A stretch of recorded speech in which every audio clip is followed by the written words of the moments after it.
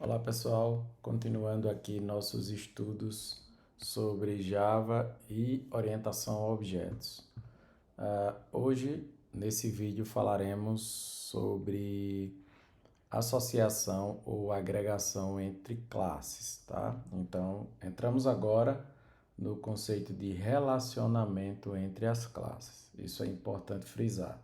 Então, nós sabemos que um software orientado a objetos nada mais é do que um conjunto de classes, interfaces ou artefatos de software, de alguma maneira se relacionando ou colaborando para executar determinadas tarefas. Então, nesse contexto aqui, vamos falar do primeiro tipo de relacionamento. Na engenharia de software, a gente tem uma pequena diferença, uma sutil diferença entre agregação e associação, mas que é apenas relacionada à dependência, em termos de criação de objetos, etc.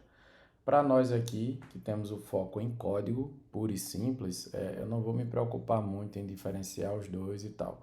Apenas eu vou mostrar, porque em termos de código, o relacionamento de associação ou de agregação é o mesmo. A diferença está apenas na hora da criação dos objetos, em que um tipo de relacionamento eu tenho a dependência, eu tenho a necessidade da existência do outro, e no outro tipo eu tenho apenas essa dependência como sendo opcional. Então eu não vou entrar nesse mérito, eu deixo isso para os assuntos relacionados à engenharia de software e vamos aqui ao trato do código. Então eu vou criar um novo pacote, tá? Então seguindo o mesmo padrão que nós já estamos trabalhando, então exemplo 04.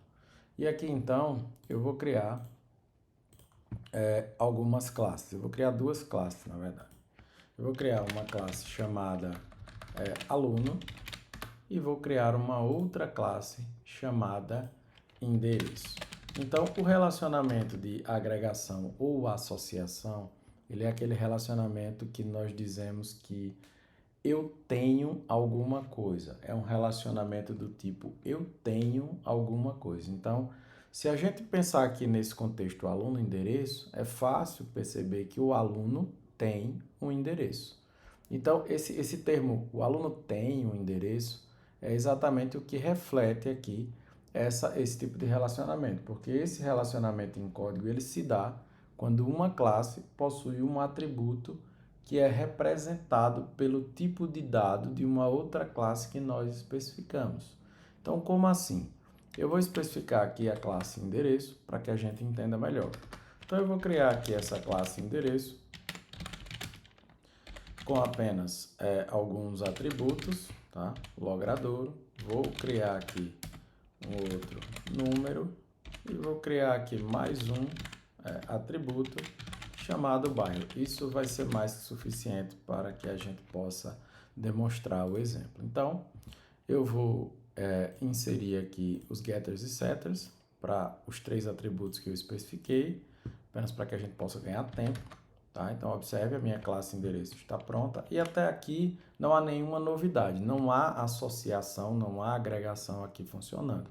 É apenas uma classe, um pojo, sem maiores novidades para o nosso fluxo aqui. Então, a associação ou agregação, ela vem agora, tá?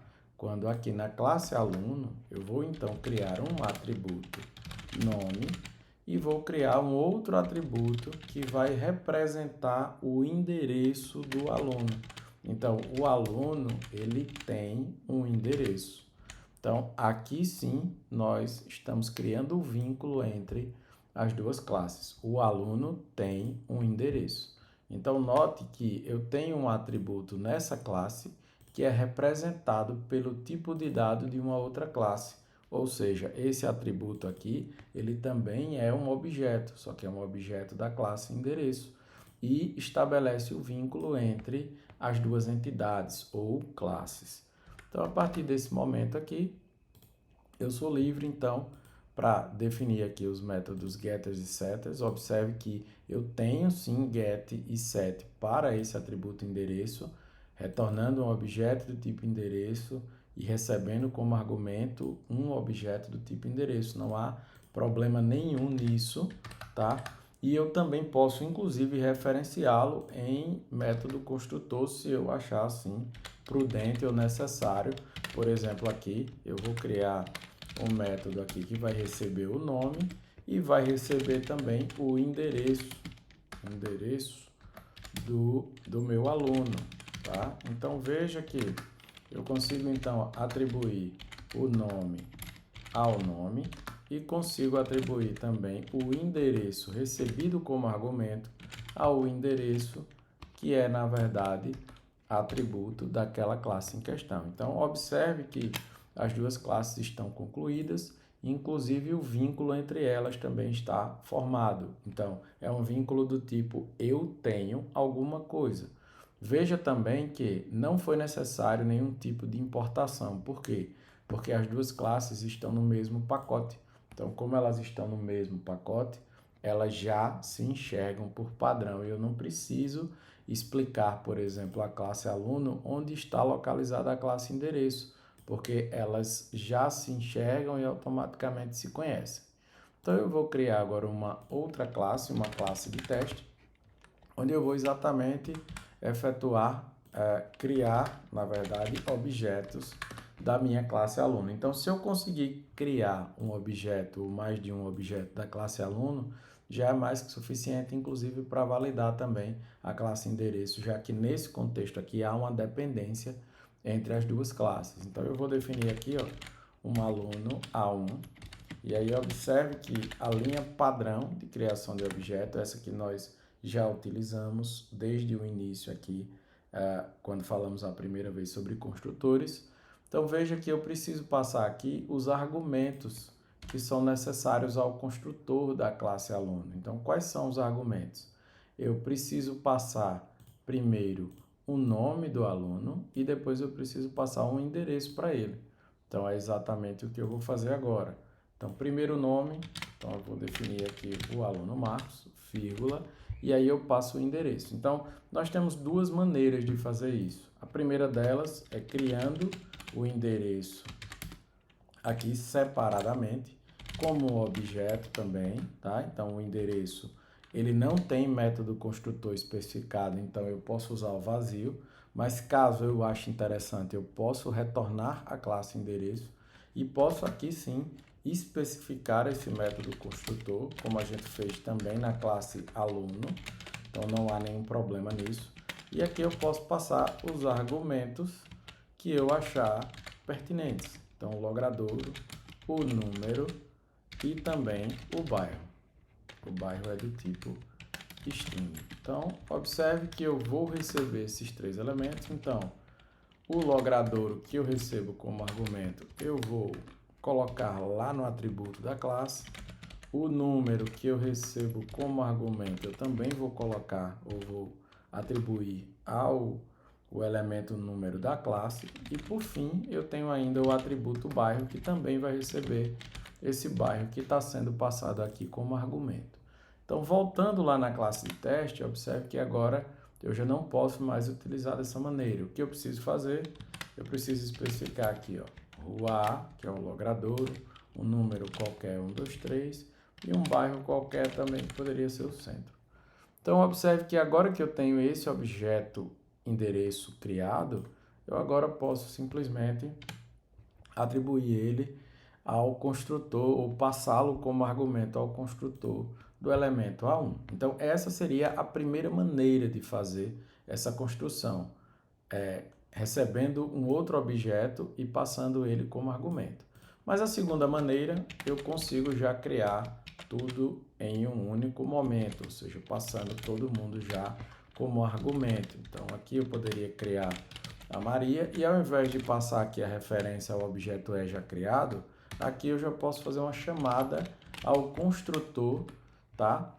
Passando exatamente os argumentos que ele requer. Por exemplo, da Maria seria rua B, o número seria 456 e o bairro aqui, por exemplo, poderia ser o bairro do Farol. Então, veja que eu já consigo fazer duas maneiras, fazendo em etapas e fazendo já a declaração, ou melhor dizendo, a instanciação do objeto endereço dentro do próprio construtor do método aluno. Isso não há problema nenhum, eu também consigo fazer dessa maneira. E na hora de recuperar essas informações, tudo é muito transparente para mim. Então, observe que eu consigo imprimir os dados aqui, ó, a um ponto. Através do método get, eu consigo imprimir o nome do aluno, mas eu também consigo imprimir aqui, ó, o endereço dele. Então, se eu pedir para visualizar aqui, eu vou conseguir. Então, ao executar essa classe de teste, então eu posso executar essa classe, eu vou notar que ele imprimiu o nome Marcos, mas veja que ele me imprimiu aqui a referência do objeto, que seria o endereço simbólico de memória dele lá. Por quê? Porque o atributo endereço também é um objeto, mas aí eu poderia então, ao invés de imprimir apenas o endereço, eu posso navegar a partir do endereço com outro ponto e solicitar o que eu quero. Por exemplo, o logradouro. Então, outra situação aqui, eu poderia fazer get endereço, get o número e por fim, eu ainda teria aqui, ó, get endereço, ponto get bio. Então, veja que ao executar essa classe, observe que agora, ó, eu consigo receber os atributos que estão dentro do atributo endereço, que por sua vez é um objeto da classe endereço. E o mesmo se aplicaria ao objeto A2 aqui também. Conseguiria navegar da mesma maneira, sem maiores dificuldades. Tá? Então é isso, pessoal. Eu não tenho limites para quantos níveis de associação ou agregação eu posso ter ou eu deva ter. Na verdade, quem vai ditar isso para mim é o meu contexto, é a minha realidade, é o meu cenário. Mas é importante notar que isso facilita bastante as coisas para a gente, principalmente no contexto de reutilização. Então, se a gente pensar isso no âmbito mais real, ou seja, software, então imagine que eu tenha lá cliente, eu tenha fornecedor, eu tenha funcionário, então todos esses elementos que eu acabei de citar vão possuir, por exemplo, endereço. Então, ao invés de eu ficar replicando esse endereço várias vezes aí em cada uma dessas classes, eu poderia criar uma classe endereço e fazer essa relação entre elas, reaproveitando assim o código e digitando e reduzindo assim o tamanho do meu trabalho em relação a esse mapeamento. É isso, pessoal. Na próxima aula daremos continuidade com a relação de herança.